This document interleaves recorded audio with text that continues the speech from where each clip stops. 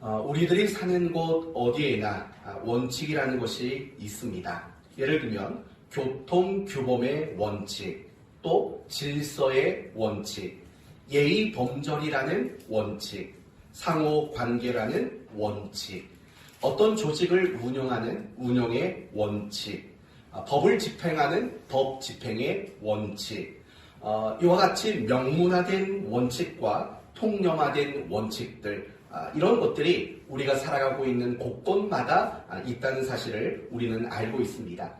그리고 중요한 것은 이런 많은 원칙들이 사실은 우리에게 부담을 주고 또 우리에게 불편을 주기도 합니다. 왜냐하면 원칙이라는 것은 내가 원하지 않아도 지켜야만 하기 때문입니다. 그래서 많은 원칙들은 우리에게 불편과 부담이라는 것을 안겨줍니다. 그러나 중요한 것은 이 모든 원칙들이 지켜질 때 비로소 우리에게는 안전과 유익이라는 것이 얻어지게 된다는 점입니다. 예를 들면 우리가 길거리를 건널 때 신호등이라는 원칙을 보고 길을 건넙니다. 만약에 그 원칙을 지키지 않으면 사고가 날 수 있고 또 굉장히 위험한 결과를 초래할 수 있는 겁니다. 그러나 모두가 원칙을 지킨다면 안전을 보장받을 수 있고 유익을 보장받을 수 있게 됩니다. 그렇기 때문에 우리가 살아가는 삶의 모든 자리에는 다양한 원칙들이 존재하는 것입니다. 이렇듯이 원칙이라는 것은 우리의 삶에 절대적으로 필요하고 또 반드시 지켜져야만 하는 일인 것입니다. 그러나 원칙이라는 것이 중요한 것은 우리의 일상생활에만 적용되는 건 아닙니다. 우리가 교회 생활을 하고 또 우리가 신앙생활을 할 때에도 반드시 원칙이라는 것이 필요하고 반드시 원칙이 지켜져야 하는 것입니다. 그래서 2021년도 우리 살아가는 교회 표가 무엇이었습니까? 신앙의 원칙을 가지고 지키자라는 표를 가지고 우리가 한 해를 살았습니다. 그러면 어떻습니까? 21년도 여러분은 신앙의 원칙을 가지고 한 해를 사셨습니까? 아니면 신앙의 원칙이 없이 즉흥적으로 또는 내 기분에 내키는 대로 그렇게 신앙생활을 하지는 않았습니까? 오늘 본문을 통해서 다시 한번 신앙의 원칙을 가지고 지키는 것이 왜 중요한가 확인하고 비록 올해로서의 표는 마치지만 새해에도 여러분이 신앙의 원칙들을 가지고 그 원칙을 지켜내므로 신앙의 안전과 신앙의 유익을 얻게 되는 그런 여러분 되시기를 예수님의 이름으로 축원드립니다. 오늘 본문의 내용은 잘 아실 겁니다. 요셉이 보디발 장군의 아내에게 성적인 유혹을 받았습니다. 그러나 요셉은 그 모든 유혹으로부터 자기의 신앙을 지켜냈다라는 이야기가 오늘 본문의 내용입니다. 오늘 본문을 가지고 먼저 생각할 것은 요셉의 신앙이 어떤 신앙인가에 대해서 먼저 생각해 보겠습니다. 요셉은 어떤 신앙을 가졌을까요? 한마디로 말하면 대단히 한결같은 신앙을 가졌다, 이렇게 말할 수 있습니다. 여러분, 한결같은 신앙이란 굉장히 대단한 신앙이라고 말할 수 있습니다. 왜 그렇습니까? 우리가 인생을 살면서 어떤 일이든 한결같은 것은 대단히 어려운 일이기 때문에 그렇습니다. 공부하는 것, 운동하는 것, 다이어트를 하는 것, 또 어떤 일에 임하는 자세, 이런 것들이 한결같은 사람은 정말 훌륭한 사람이라고 말할 수 있습니다. 왜냐하면 처음 시작한 그 일을 한결같이 한다는 것은 대단히 어려운 일이기 때문에 그렇습니다. 신앙생활도 마찬가지입니다. 우리가 한두 번은 열심히 할 수 있고 잘할 수 있습니다. 그러나 시작한 그 일을 변함없이 한결같은 마음과 모습으로 그 일을 감당하는 것 굉장히 어려운 일이기 때문에 그렇습니다. 그러므로 세상 일이나 신앙생활이나 한결같다라는 것은 대단히 훌륭한 것임을 우리는 알 수 있는 거죠. 요셉의 신앙이 바로 그런 사람이었다라는 겁니다. 구체적으로 말하면 요셉은 곤고한 날, 고난과 시련이 있을 때에도 한결같은 신앙을 가졌고 반대로 형통한 순간 속에서도 그는 한결같은 신앙을 가지고 있었다라는 겁니다. 고난과 시련이 있어도 신앙을 지켰고 형통한 순간에도 그는 신앙을 지켜냈다라는 말입니다. 이 부분을 이제 구체적으로 이야기를 해보도록 하겠습니다. 먼저 요셉은 고난과 시련 가운데 신앙을 잘 지켜낸 사람입니다. 여러분, 요셉이 어떤 사람입니까? 형들에게 미움을 받은 사람입니다. 그래서 형들의 손에 의해 죽을 뻔했다가 구사일생 살아났고, 또 형들에 의해서 미디안 상인에게 노예로 팔린 사람입니다. 그리고 결국에는 애굽의 보디발 장군이라는 사람의 집에 노예로 끌려가게 됩니다. 여러분, 이런 노예로 끌려가는 이 모든 순간들은 요셉에게 있어서 굉장히 큰 고난과 시련의 시간이었음이 분명할 겁니다. 그래서 시편 105편 18절에 이런 말씀이 나옵니다. 요셉에 대한 이야기입니다. 그의 발은 착고를 차고 그의 몸은 쇠사슬에 매였으니 라고 말을 합니다. 여기서 주목할 것은 그 몸이 쇠사슬에 매였다고 말할 때 그 몸은 원어로 보면 영혼이라는 단어입니다. 그의 영혼이 쇠사슬에 묶였다라는 겁니다. 무슨 뜻이죠? 아주 극한의 고통, 극한의 시련을 그가 겪었다라는 말이라는 것입니다. 성도 여러분, 보통 사람이 이런 극한의 고통과 시련을 겪으면 보통 어떤 반응을 보이게 됩니까? 아마도 먼저 이런 반응이 보일 겁니다. 누군가를 원망하는 반응이 나올 겁니다. 그리고 그 사람이 믿는 사람이라면 하나님에게도 원망하는 일이 일어나게 될 것입니다. 더 나아가서 나쁜 생각을 하고 또 나쁜 감정에 얽매이게 되는 일들이 일어날 겁니다. 그리고 더 나아가서 나쁜 행동을 하게 될 겁니다. 그리고 가장 극단적으로는 결코 해서는 안 되는 자살이라는 것을 생각하고 선택하는 그런 일을 세상 사람들은 합니다. 보통 고난과 시련을 만나면 사람들은 대부분 이런 식의 반응인 겁니다.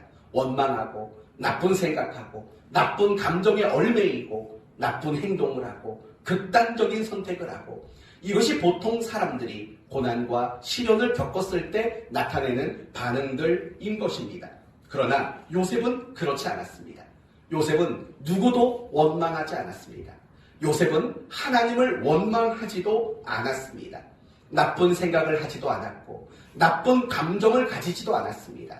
그렇다고 해서 나쁜 행동을 하지도 않았습니다. 요셉은 노예가 되었지만 그 노예의 신분에 걸맞게 아주 성실하게 일을 했습니다. 그리고 그 성실함의 결과로 그 보디발 장군의 집에 있는 사람들에게 하나님을 나타내고 하나님을 보여주게 되는 그런 귀한 삶을 그는 살게 되었습니다.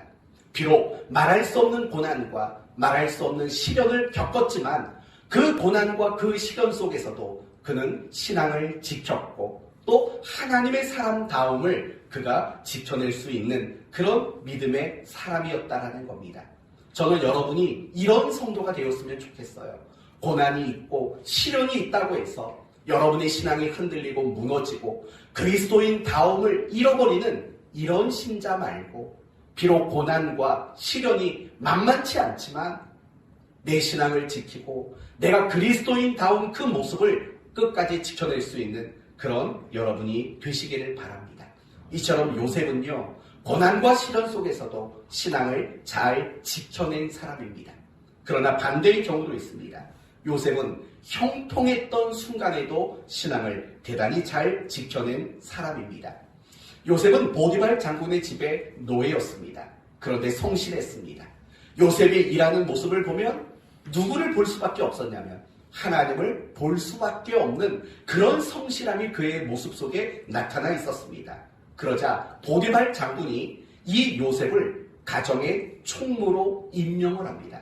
다시 말하면 아마도 보디발 장군의 집에는 많은 사람의 종과 노예들, 여러 신분의 사람들이 있었을 겁니다. 그 모든 사람들을 관할하는 그 집에서 보디발 장군을 제외하고는 가장 높은 신분의 위치로 그를 임명해 주게 됩니다. 성도 여러분, 노예입니다. 노예로 팔려온 사람입니다. 은 20에 팔려온 사람입니다. 그런데 그 사람이 그 가정의 가정 총무가 됐다면 나름대로 꽤 성공한 사람 아니겠습니까? 분명히 나름대로 성공한 사람입니다. 그런데 요셉이 그렇게 성공하고 형통하기 시작한 그 순간에 아주 큰 신앙의 위기가 찾아옵니다. 그게 바로 오늘 본문의 이야기입니다. 오늘 본문의 이야기는 뭡니까? 보디발 장군의 아내가 요셉을 성적으로 유혹을 하는 장면입니다. 7절 말씀을 보시면 이런 말이 나옵니다.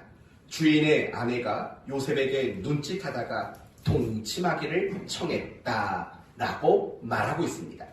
또 12절 말씀에도 굉장히 적극적으로 말하죠. 그 여인이 그의 옷을 잡고 이르되 나와 동침하자. 대단히 적극적으로 요셉을 유혹하고 있는 겁니다. 그렇다면 여러분, 이 보디발 장군의 아내는 누굽니까? 요셉의 입장에서는 또 다른 주인입니다.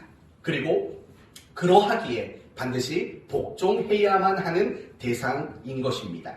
그리고 그때 요셉의 나이는 몇 살이었을까요? 대략 25, 6, 7, 요 정도 되는 굉장히 혈기왕성했던 그런 나이의 젊은이였습니다.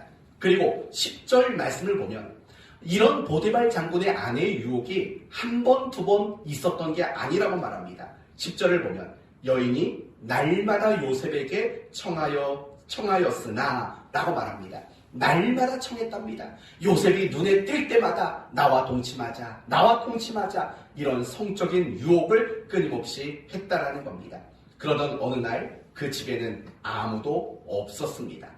아무도 없는 빈 집에 단 둘이 있었던 겁니다. 그때에도 보디발 장군의 아내는 요셉을 유혹했습니다.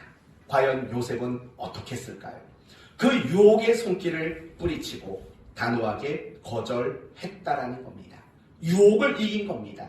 다르게 말하면 신앙을 끝까지 지켜냈다라는 겁니다.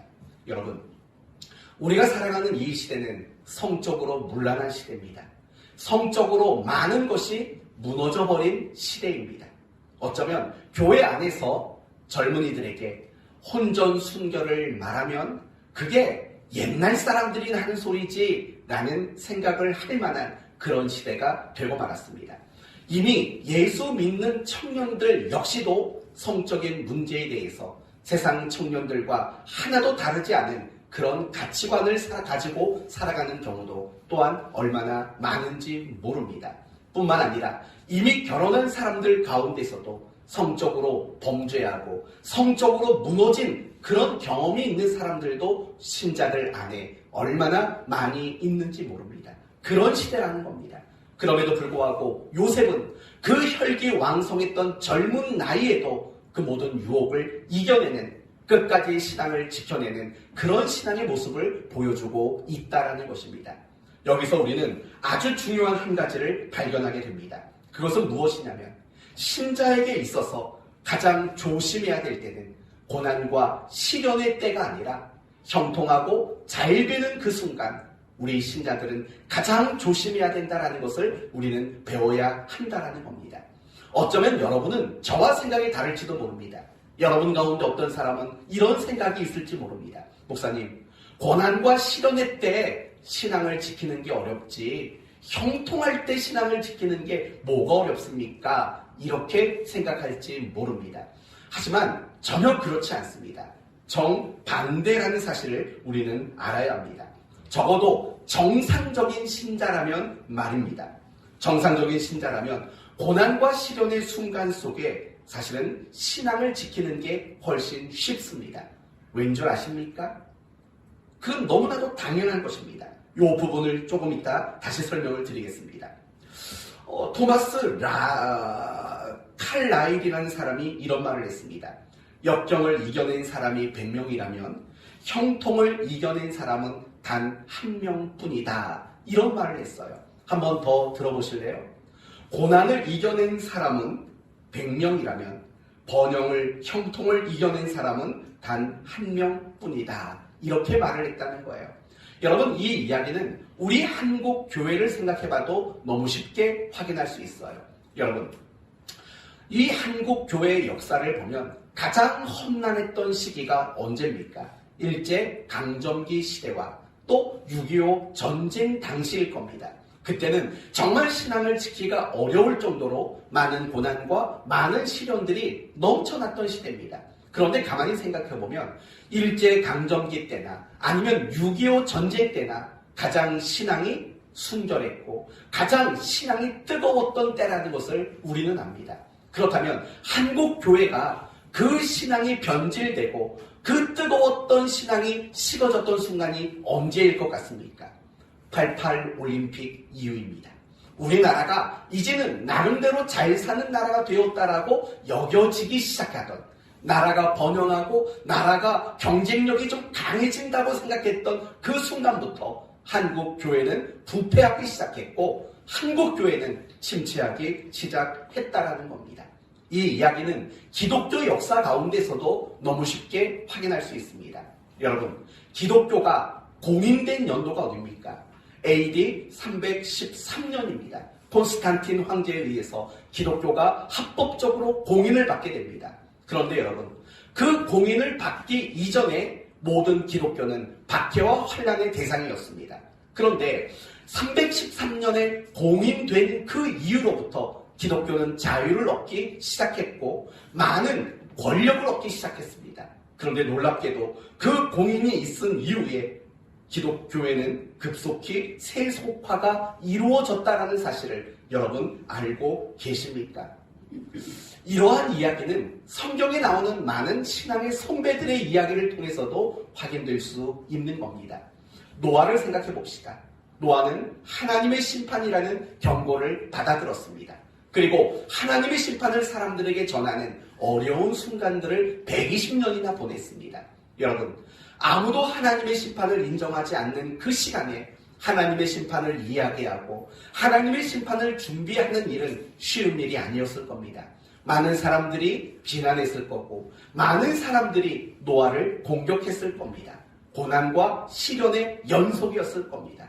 그런데 사람들에게 그렇게 비난을 받고 고난과 시련을 겪을 때 노아는 그 120년이라는 긴 시간 동안 신앙을 잘 지켰습니다.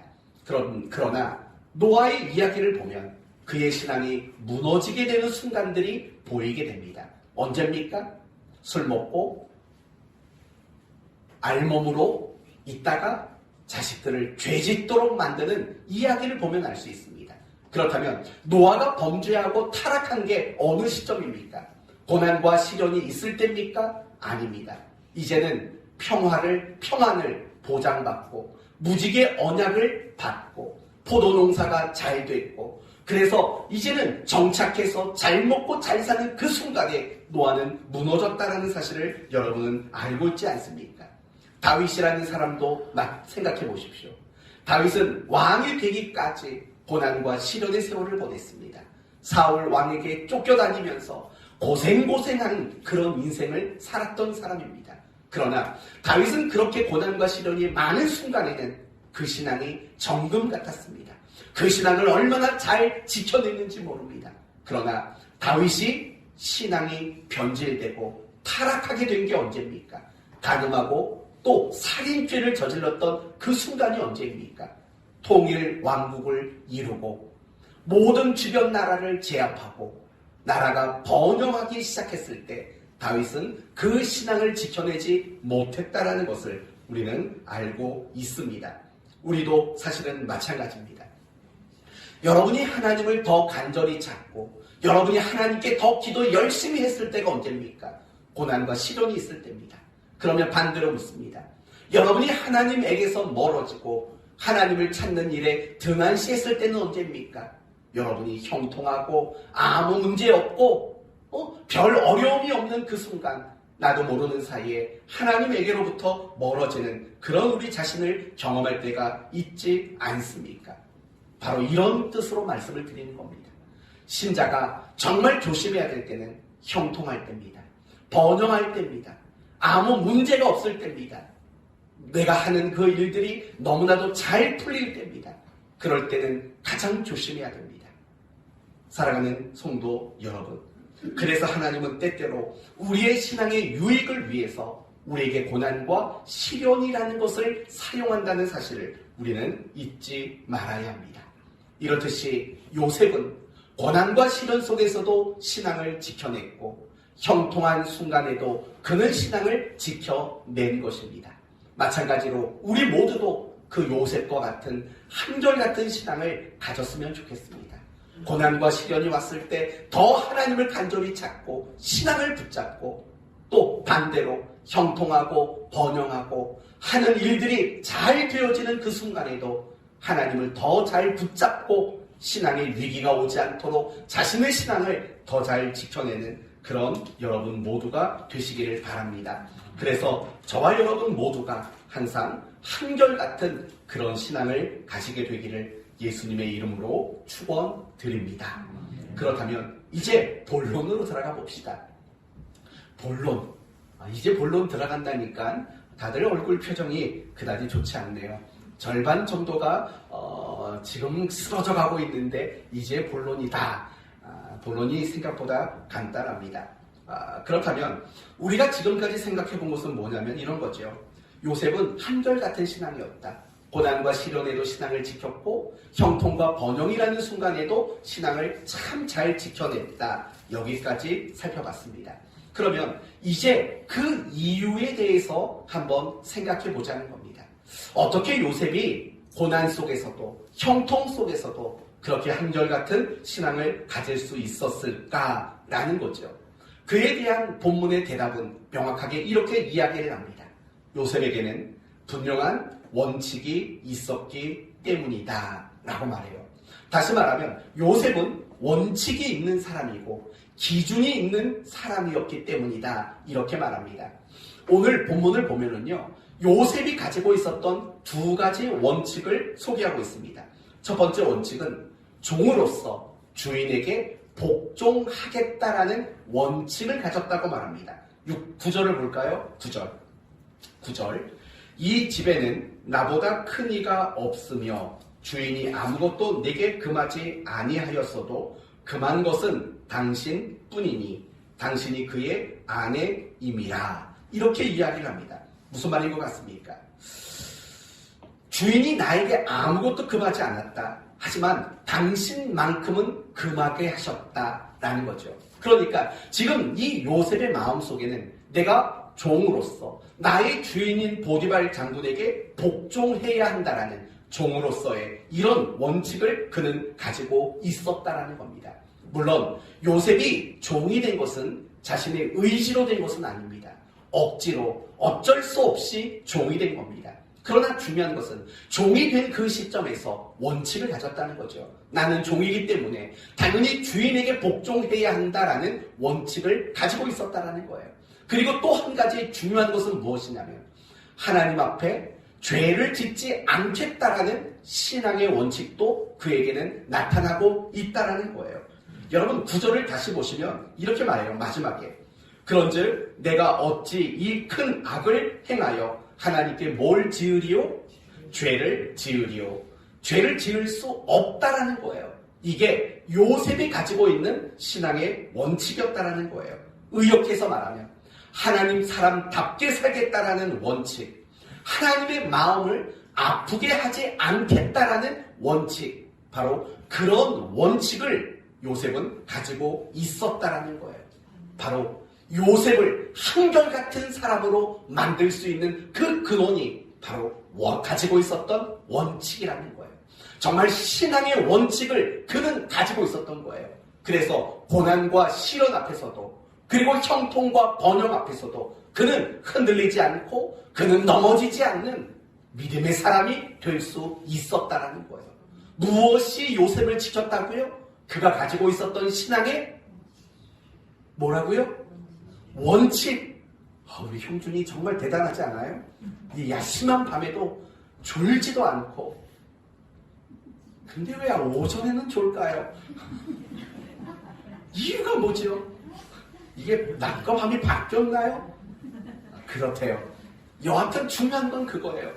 신앙의 원칙이라는 거. 그게 요셉이 어떤 순간을 겪고 있든지 간에 상관없이 그를 지켜주는 안전한 울타리가 된 거고 그에게 유익을 주는 근거가 되었다라는 거예요.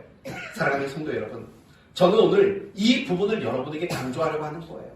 정말 신앙의 원칙을 가지고 있다는 거, 그게 얼마나 나를 안전하게 지켜주는지, 신앙의 원칙이 있다는 것이 나의 신앙이 얼마나 큰 유익을 가져다 주는지 우리는 이 점을 주목해 봐야 한다는 거예요.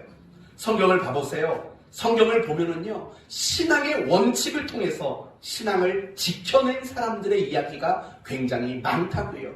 예를 들어볼까요? 다니엘과 3명의 친구들을 생각해봐요. 그들은 성공에 타협하지 않았어요. 생명을 부지하기 위해서 신앙을 포기하지 않았다고요. 그럴 수 있는 이유가 뭐예요? 그들에게는요, 신앙의 원칙이 굉장히 많았어요. 예를 들면 먹지 말아야 할 음식으로 자기 몸을 더럽히지 않겠다라는 원칙을 그들은 가지고 있었어요. 오직 하나님만 사랑하고 하나님만 섬기겠다라는 원칙도 가지고 있었다고요. 하루에 몇 번씩 기도했죠? 3번씩 기도하는 이런 신앙의 원칙도 그들은 가지고 있었다는 거예요. 그들이 가지고 있는 신앙의 원칙이 어떤 성공 앞에서의 타협을 이기게 만든 거고, 생명을 부지하기 위해서 신앙을 포기하는 일들을 하지 않을 수 있도록 지탱해주는 신앙의 힘과 원천이 되었다는 거예요. 욥이라는 사람도 마찬가지예요. 여러분, 욥은 처음 등장하는 이야기가 뭐예요? 굉장히 부자고 굉장히 좋은 환경에서 살았다라고 이야기를 한다고요. 그러나 그 다음 이야기는 욥이 모든 것을 잃어버리고 고난과 시련을 겪는 이야기가 나와요. 그런데 중요한 건 뭐냐면 욥이 고난과 시련 속에서도 신앙을 지켰고 형통했던 그 순간에도 신앙을 잘 지켰다라는 거예요. 그럴 수 있었던 이유가 뭘까요? 그것은 욥에게 뭐가 있었기 때문에요? 신앙의 원칙이 있었기 때문이에요. 이런 원칙들이 있었어요. 욥은요, 가족 행사를 마치고 나면 가족의 숫자만큼 하나님께 번제를 드리는 원칙이 있었어요. 예를 들면 첫째 아들 생일 파티를 하고 나면은요, 그 생일 파티에 참석했던 가족의 숫자대로 하나님께 번제를 바쳤다고요. 그런 원칙이 있었어요. 또 하나의 원칙이 있었어요. 내가 많은 걸 가지고 많은 걸 누리고 있지만 이 모든 것은 누구의 것이라고 고백하는 원칙일까요? 하나님의 것입니다 라고 고백하는 원칙을 가지고 있었어요. 그래서 욥이라는 사람이요, 모든 걸 다 잃어버렸을 때, 재산을 잃어버리고 자녀를 잃어버리고 건강을 잃어버렸을 때 했던 고백이 뭐예요? 주신 이도 여호와시요 취하신 이도 여호와시니 그분은 홀로 찬송 받으실지어다. 이 고백이 나오는 거라고요. 내가 많은 걸 가지고 있을 때에도 그는 고백한 거죠. 하나님 겁니다. 내가 모든 걸 잃었을 때에도 고백하는 거죠. 하나님이 하나님의 것을 가져가셨습니다. 중요한 것은 이 욥이라는 사람이 정말 신앙의 원칙을 가졌기 때문에 형통하든 고난과 시련의 순간이든 상관없이 그 신앙을 지켜낼 수 있는 힘이 있었다라는 겁니다. 히스기야 왕도 마찬가지입니다. 히스기야 왕이 가졌던 원칙이 뭔지 아십니까? 어려움이 있을 때마다 하나님께 기도하겠노라 라는 원칙을 히스기야는 가지고 있었습니다. 바나바라는 사람 아시죠? 바나바도 원칙이 있었던 사람이에요. 어떤 원칙일까요? 누군가를 위로해주고 격려해주는 사람이 되겠다라는 원칙을 가진 사람이에요. 브리스길라와 아굴라 부부를 아시죠? 이 부부에게도 원칙이 있었어요. 뭘까요? 하나님의 종을 섬기고 함께 일하겠다라는 원칙을 가지고 있는 사람이었다라는 거예요. 그 밖에도 우리의 신앙의 선배들을 보세요. D.L. 무디 선생님 같은 경우에는 내가 하루에 1명씩 전도하겠다라는 원칙을 가지고 있었다고요. 그 밖에도 많은 신앙의 사람들이 다 신앙의 원칙이라는 걸 가지고 있었어요. 그리고 그 신앙의 원칙이 어떤 순간이든 그들의 신앙을 지켜낼 수 있는 힘이 되고 능력이 되는 그런 힘과 능력의 원천이 되는 것들을 우리는 보게 되는 거죠. 그리고 그거 아세요? 하나님도 원칙을 가지고 일하시는 분이라는 거. 하나님은요, 어떤 일을 할 때든 계획이라는 걸 가지고 일하는 원칙을 가지고 계세요. 또 하나님은 그 계획을 이루시는 일에 반드시 선한 방법만 사용하신다라는 원칙을 가지고 있어요. 또 하나님은 그 계획한 일을 선하게 이루시기 위해서 반드시 사람을 통해 일하신다라는 원칙도 가지고 계시는 분이라고요. 이렇듯이 신앙의 원칙을 가지는 일, 우리의 삶 속에 원칙을 가지는 일, 그 일은 너무나도 중요한 일이라는 거예요. 사랑하는 성도 여러분, 이 원칙과 관련해서 이제는요, 우리 자신을 좀 점검해 볼 필요가 있습니다. 여러분에게 물을게요. 여러분, 부부된 여러분은 부부로서의 원칙이 있으십니까?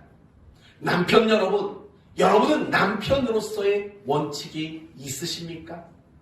옛날에 우리 문장로님이 맨날 했던 말이 있어요. 나는 남편으로서 집에서 딱 3가지만 합니다. 설거지, 빨래, 청소. 그런 원칙을 가지신 분이라고요. 우리 교회 앞으로 장로님 되시려면 이 남편의 3가지 원칙을 잘 지키셔야 합니다. 그런 원칙이 있어야 된다고요. 이태규 집사님, 남편으로서의 원칙이 있나요? 모두 다 제가 합니다. 야, 이거 차기 장로님감이네요. 모두 다 제가 합니다. 참 범접 불가입니다. 네. 따라갈래야 따라갈 수가 없는 남편인 듯 한데 뭐 진짜인지 아닌지는 확인한 적이 없으니까 부인에게 한번 물어봐야죠. 나중에 아내 여러분에게도 물어볼게요. 아내된 여러분은 어떻게 아내로서의 어떤 원칙이 있으십니까? 김윤아 집사님, 아내로서의 원칙이 있나요?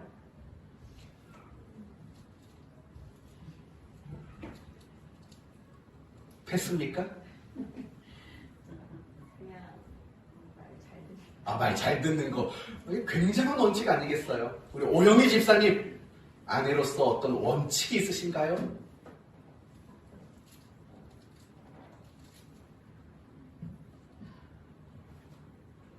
저도 뜻을 많이 따라가려고 뜻을 많이 따라가려고 합니다. 곽정화 전사님, 항상 감사하고 있습니다. 다 권사님들 감 아니겠어요? 네, 맞아요. 항상 내가 남편으로도 아내로도 또 자식으로도 항상 어떤 원칙을 가지는 일은 굉장히 중요한 거예요. 학생도 직장인도 사업을 하는 사람도 원칙을 가지는 일 굉장히 중요한 겁니다. 그런데 여러분, 그게 그렇게 중요하다면 우리가 신앙생활을 하는 가운데 원칙을 가지는 일이 또 얼마나 중요한지 우리는 물어보나 마나 아니겠습니까? 요셉이, 우리 신앙의 선배들이 그처럼 정금 같은 신앙을 가질 수 있었던 이유, 그것은 다 그들이 나름대로의 신앙의 원칙을 분명히 가지고 있었기 때문이라는 거예요. 그러면 2021년도를 한번 생각해 봐요. 여러분은 2021년도를 정말 신앙인으로 살았다고요. 불신자로 산 거 아니잖아요. 믿음을 가지고 살았고 신앙을 가지고 살았다고요. 그렇다면 여러분 한번 되물어보셔야 돼요. 나는 신앙인으로서, 나는 그리스도인으로서 2021년도 어떤 원칙을 가진 게 있는가? 이걸 물으셔야 합니다. 반드시 물으셔야 해요. 여러분이 믿음의 부모로서 자녀를 내가 어떻게 양육할 것인가에 대한 어떤 신앙의 원칙은 좀 가지고 계셨습니까?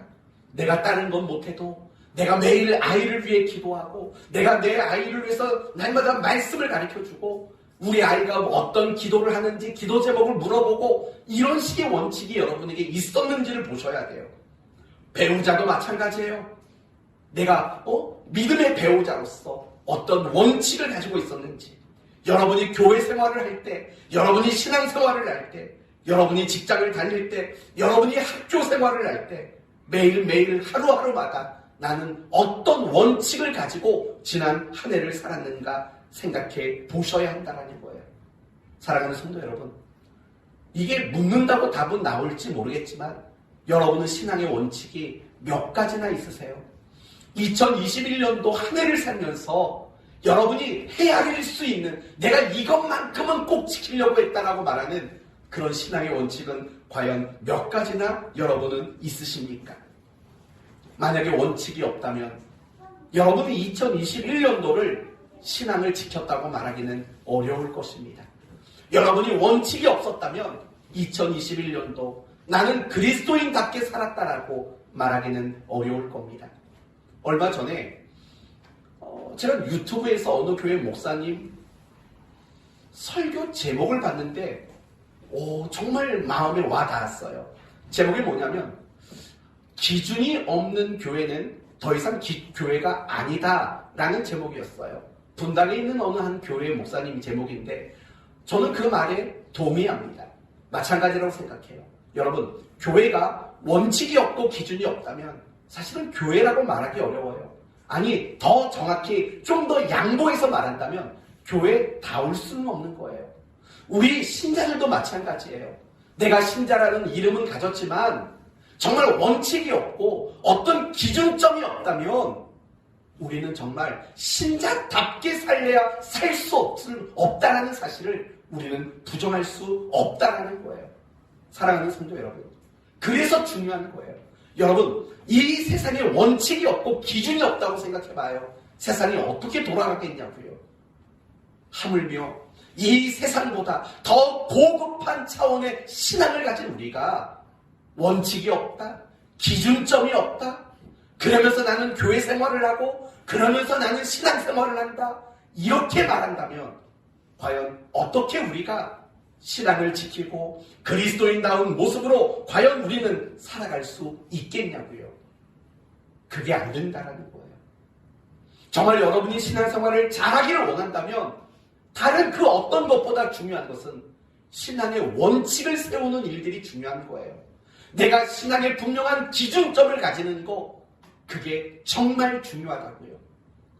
오늘 이 저녁에 이 야심한 밤에 예배드리러 나왔잖아요. 나름대로 이런 마음 있겠죠. 하나님, 내년에 잘해볼게요. 내년에 신앙생활 열심히 할게요. 다 이런 마음 가지고 있는 거 아니에요. 그러나 여러분, 그런 여러분의 마음에 창문을 좀 찌끄러 볼게요. 안 될걸요? 지금 여러분이 아무리 각오를 단단하게 했어도 안 될 거예요. 여러분이 신앙의 원칙을 세우지 않는 한, 여러분이 분명한 신앙의 기준을 세우지 않는 한, 지금 이 순간 아무리 진심으로 내년에 더 잘할게요 라고 마음을 먹어도 안 될 거라고요. 원칙과 기준이라는 신앙의 기초와 뼈대가 없이 어떻게 신앙의 집을 지어갈 수 있겠냐고요. 이제 주일까지 24시간 남았습니다. 숙제를 드립니다. 내가 2022년도 나는 어떤 신앙의 원칙을 가져야 할 것인가? 나는 어떤 신앙의 기준, 절대로 타협할 수 없는, 포기할 수 없는 그런 기준을 가져야 하는가? 이걸 고민해 오셨으면 좋겠습니다. 신앙의 원칙을 세우셔야 돼요. 이 신앙의 원칙이 없으면 마치 신호 없는 도로를 달리는 것과 하나도 다르지 않을 겁니다. 법이 없는 세상에서 사는 것과 하나도 다르지 않을 거라는 겁니다. 반드시 신앙의 원칙을 가지셔야 합니다. 신앙의 원칙을 세우시고 그 원칙을 지켜내셔야 합니다. 여러분 모두가 하나님께 은혜 받기를 바라고 하나님께 복 받기를 바라시지 않습니까? 여러분의 인생이 요셉과 같이 어떤 반전이 있는, 어떤 역전이 있는 인생이 되기를 바라지 않습니까? 노예였던 그가 애굽 나라의 국무총리가 되는 이런 것들을 다 기대하고 있지 않습니까? 그러기 위해서는 여러분, 그런 은혜와 복을 누리기를 원하신다면 신앙의 원칙부터 세우십시오. 신앙의 분명한 원칙을 가지는 일들을 여러분은 먼저 하셔야만 할 것입니다. 이제 간단하게 여러분에게 한 4가지 정도 신앙의 원칙을 제시하고 싶습니다. 첫째는 예배라는 원칙을 가지시기를 바랍니다. 예배, 특히 주의를 지키는 것, 이걸 여러분은 신앙의 가장 으뜸가는 원칙으로 삼으셔야 합니다. 주일에 아무리 돈 되는 일이 있어도, 주일에 아무리 좋은 건수가 있어도 여러분은 반드시 주일을 지켜내셔야 합니다. 주일 성수라는 이 원칙을 가지는 여러분이 되셔야 합니다. 더 나아가서 예배가 주일만 있는 건 아니잖아요. 수요일도 있고 새벽에도 있다고요. 여러분, 그 예배라는 원칙을 가지기 바랍니다. 둘째는 온전한 11조라는 원칙을 가지셔야 돼요. 여러분, 11조는 헌금이 아닙니다. 11조는 신앙 고백이고 11조는 감사의 고백인 것입니다. 온전하게 그리고 정직하게 하나님께 드릴 줄 아는 여러분이 되십시오. 세 번째는 경건생활이라는 원칙입니다. 쉽게 말하면 신앙생활을 교회에서만 하지 말라는 겁니다. 여러분의 집에서, 여러분의 직장에서 신앙생활을 하라는 겁니다. 어디서든지 말씀을 보고 어디서든 큐티하는 이런 식의 삶을 여러분은 살아가셔야 합니다. 왜냐하면 하나님이 우리에게 바라시는 신앙은 신앙생활이 아니라 생활신앙이기 때문에 그렇습니다. 그런데 많은 사람들은 신앙생활을 하려고 합니다. 신앙생활이 아니에요. 제대로 말한다면 생활신앙이 맞는 말이에요. 내가 살아가는 그 시간, 그 자리가 다 신앙생활이 되어야 하는 거죠. 그것을 위해서는 우리는 늘 경건생활을 놓치지 말아야 합니다. 끝으로 한 가지만 더 말씀을 드릴게요. 교회 사역에 함께 참여하는 원칙을 가지시기를 바랍니다. 오늘 강선옥 집사님 그리고 정은아 청년 나왔습니다. 원래 안 나오려고 했습니다. 이유는 간단한 거예요. 누군가에게 피해를 줄까봐. 서울에 사니까 이 예배 다 끝나고 집에 갈 때 누군가 자기를 데려다 줄까봐. 그게 부담스러워서 안 나오려고 했죠. 그래서 제가 이렇게 전화통화를 했어요. 집사님, 1시간입니다. 갔다 오는데. 그러나 집사님이 함께 하신다면 모든 성도가 힘이 날 거고 기쁘고 감사할 겁니다. 저는 그게 더 중요하다고 생각합니다. 그랬더니 기꺼이 오늘 예배에 나오셨습니다. 저는 우리 교회가 그런 교회가 됐으면 좋겠어요. 교회가 계획하는 일들이 있잖아요. 온라인 성경 공부도 있고 여러 가지 프로그램이 있어요. 함께 하시는 거 그 자체가 교회에는 큰 힘이 돼요. 그리고 정말 그렇게 함께 하는 게 교회를 사랑하는 가장 좋은 방법이기 때문에 그래요. 적어도 이 4가지 원칙이 기본적인 원칙이 됐으면 좋겠어요. 주일 성수와 온전한 11조와 경건생활과 교회 사역에 함께하는 원칙, 이거 말고도 더 많은 신앙의 원칙을 가지게 되는 여러분 되시기를 바랍니다. 이제 말씀을 마치겠습니다. 원칙을 가진다는 것은 나를 부담스럽게 만드는 거고 때로는 불편할 수도 있는 겁니다. 그러나 원칙이 있기 때문에 우리는 안전함과 어떤 유익을 얻게 되는 겁니다. 우리가 일상생활 속에서도 많은 원칙을 가지고 그 원칙을 지킬 수 있어야 합니다. 그러나 무엇보다 중요한 것은 우리의 신앙생활 속에서는 반드시 신앙의 원칙과 그리스도인으로서의 기준점을 반드시 가져야 한다는 사실을 잊지 말아야 합니다. 신앙의 원칙이 여러분을 한결같은 신앙의 인물이 되도록 만들 겁니다. 신앙의 원칙을 가지고 지킬 때 하나님이 여러분에게 은혜 주시고 복 주시는 것들을 경험하게 될 줄로 믿습니다. 다시 한번 권면합니다. 2021년도 표였던 신앙의 원칙을 가지고 지킵시다라는 표는 이제 끝났습니다. 이제 주일에 여러분에게 새로운 표를 발표할 겁니다. 그러나 2022년도에도 신앙의 원칙을 구체적으로 세우시고 그 원칙을 지켜내심으로 요셉과 같은 신앙의 인물들 되시기를, 그리고 그가 받은 은혜와 복을 여러분도 함께 받게 되기를 예수 그리스도의 이름으로 축원드립니다. 아멘. 기도합시다. 하나님 감사합니다. 요셉은 고난과 시련의 순간에도 신앙을 지켰고 더 어려운 형통과 번영의 순간에도 신앙을 잘 지켜냈습니다. 그럴 수 있었던 이유는 요셉이 신앙의 원칙을 가지고 있었기 때문이라고 말씀해 주셨습니다. 올 한 해 이 목표를 가지고 달려왔습니다. 그러나 뒤돌아보니 신앙의 원칙이 없었던 순간, 신앙의 원칙을 지키지 못했던 순간들이 너무나도 많았습니다.